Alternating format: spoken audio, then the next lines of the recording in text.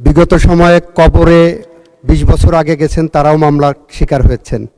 বিগত বছরে 2 হাত পঙ্গু, তার বিরুদ্ধে বোমা ছোড়ার মামলা হয়েছে।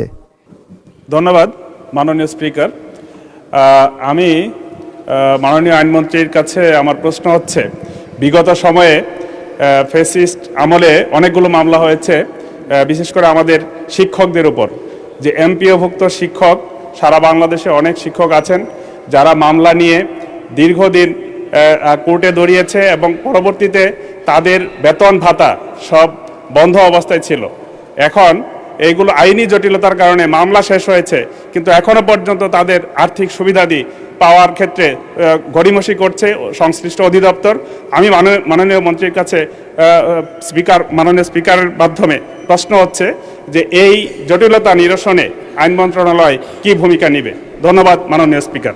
মাননীয় স্পিকার, আপনার মাধ্যমে সংশ্লিষ্ট সদস্যকে ধন্যবাদ জানাচ্ছি। এমপিওভুক্ত শিক্ষকরা অনেকে মামলার শিকার হয়েছেন। বিগত সময়ে কবরে 20 বছর আগে গেছেন, তারাও মামলার শিকার হয়েছেন। বিগত বছরে 2 হাত পঙ্গু, তার বিরুদ্ধে বোমা ছোড়ার মামলা হয়েছে। আমাদের সব্যসাচী রাজনীতিবিদ মির্জা ফখরুল ইসলাম আলমগীরের বিরুদ্ধে অভিযোগ উঠেছে, উনি ঢাকা শহরের রাজপথে ময়লার ট্রাকে বোমা মেরেছেন। এই মামলার ধরন আমরা সব জানি মাননীয় সদস্য।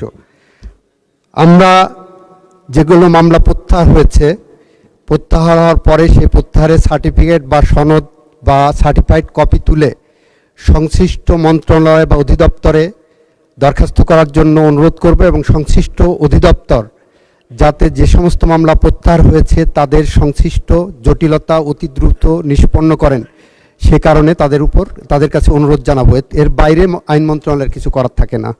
ধন্যবাদ আপনাকে।